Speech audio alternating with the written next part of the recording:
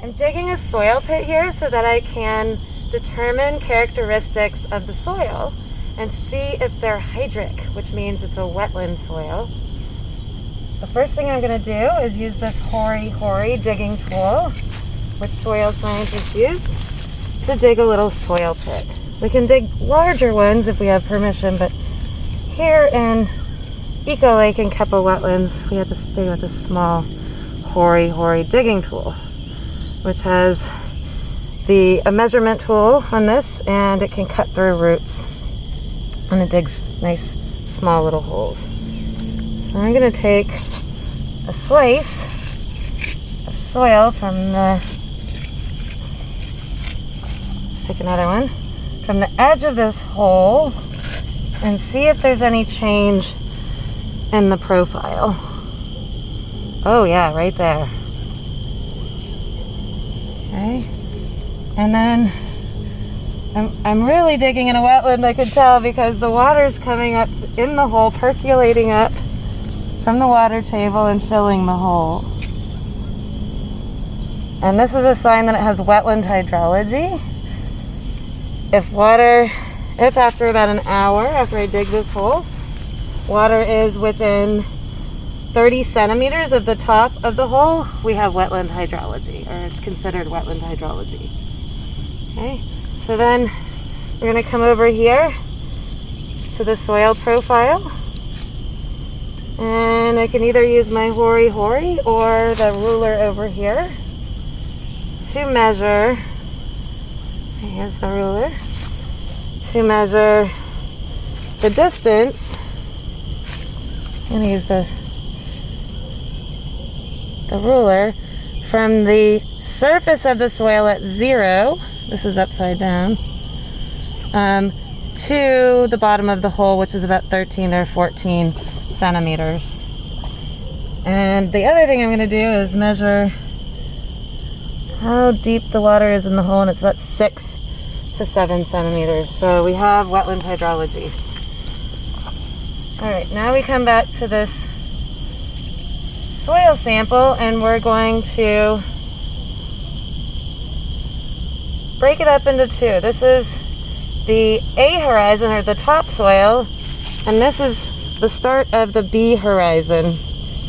And the A horizon is about 8 centimeters, and the very beginning of the B horizon is about 3 centimeters. So we're going to write that down in our field notebook, and then we're going to analyze each of these separately. Now I'm going to characterize the color of the soil to understand the soil chemistry in the field.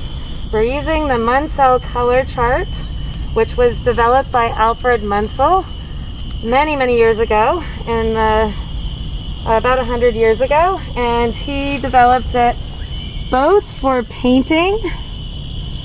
So if you turn to these beautiful colors, you might have painted one of your rooms in your house one of these colors. Well, this is the first glade sheet that shows all the beautiful colors of wetland soils that are kind of greenish gray. And then these are kind of bluish gray. Both of these, all these colors are considered wetland soils.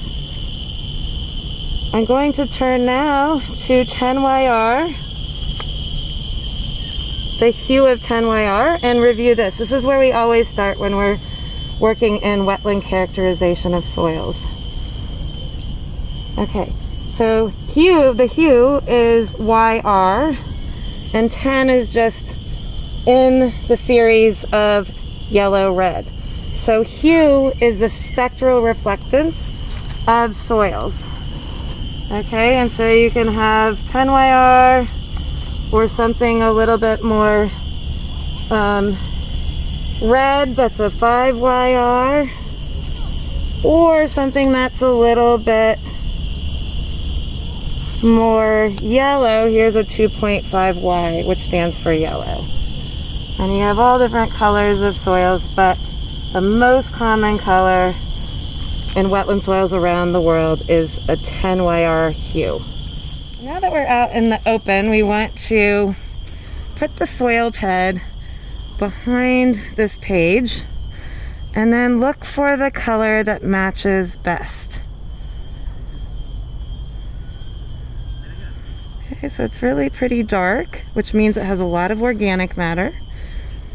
Okay.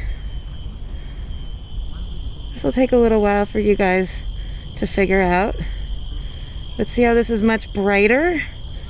The chroma is brighter and more oxidized, but this one looks like it's more anoxic. And I am going to go with probably a 2-2. Okay. This is a little bit too black. And this is nice and dark. So we call this a 10YR 2-1. Well, what does 2-1 mean? 2, or the y-axis, is the value. And 2 down here is the chroma. The value is how dark to how light is it. So from black to white. And that can indicate the amount of organic matter as you get lower here on the chart. And up here, either salt or different minerals in the soil. Chroma, on the other hand, from 1 to 8 on this page, shows the brightness of the soil. And this indicates if it's anoxic, so not exposed to oxygen. And then all the gradation in between there and the brightest colors, which are oxidized.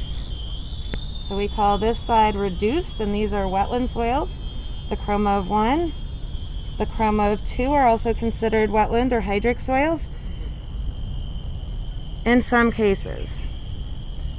And as you move further out here, these are all the terrestrial or upland soils. So let's go back and look at our second horizon. All right, here we have the B horizon. That's a little bit deeper than the first one. And this is has more of a yellow hint or hue. So I chose the 2.5Y page, and we're gonna look and try to match this one right here.